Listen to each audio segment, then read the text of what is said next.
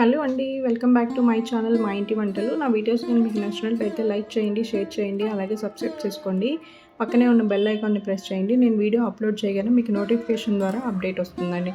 ఇవాళ మనము దొండకాయ మసాలా కర్రీ చేసుకుంటున్నామండి. అందులో కావాల్సిన ఇంగ్రీడియంట్స్ ముందు ఫస్ట్ డ్రై రోస్ట్ చేసుకుందాము. వేరుశనగ పప్పులు, కొంచెం ఎండు కొబ్బరి, చెక్క, లవంగాలు, ధనియాలు వేసి ముందు ఫ్రై చేసుకుందామండి. ఇవి ఫ్రై అయిపోయాక లాస్ట్లో నువ్వులు వేసుకొని ఫ్రై చేసుకోండి, లేదంటే మళ్ళీ నువ్వులు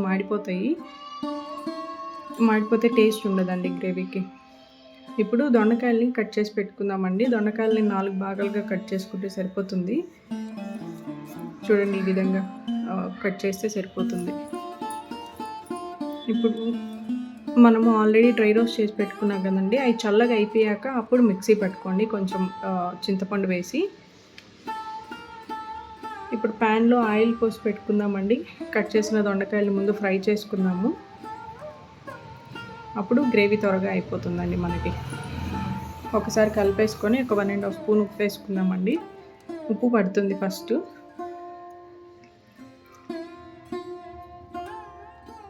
మూత పెట్టేద్దామండి, వేగుతాయి.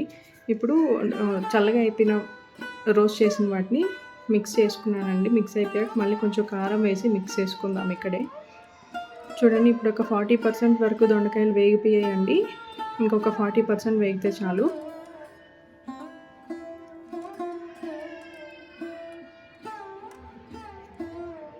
ఒక 60% వరకు వేగేయండి.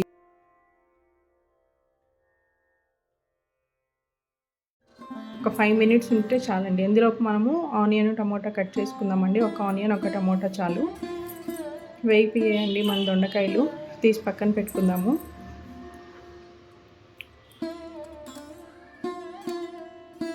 ఇప్పుడు అదే ప్యాన్లో మళ్ళీ కర్రీ చేసుకుందామండి.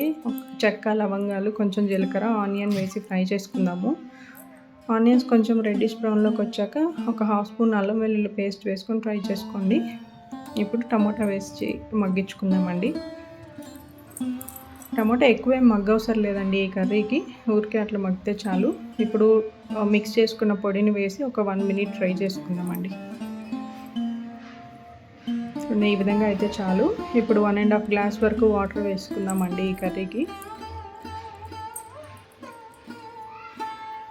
చూడండి, ఇట్లా వాటర్ మరుగుతున్నప్పుడు మనము ఫ్రై చేసుకున్న దొండకాయలన్నీ వేసేసుకుందామండి. ఇప్పుడే మీరు కారం, ఉప్పు అన్నీ చూసుకోండి. ఏదైనా తగ్గుంటే అడ్జస్ట్ చేసుకోండి.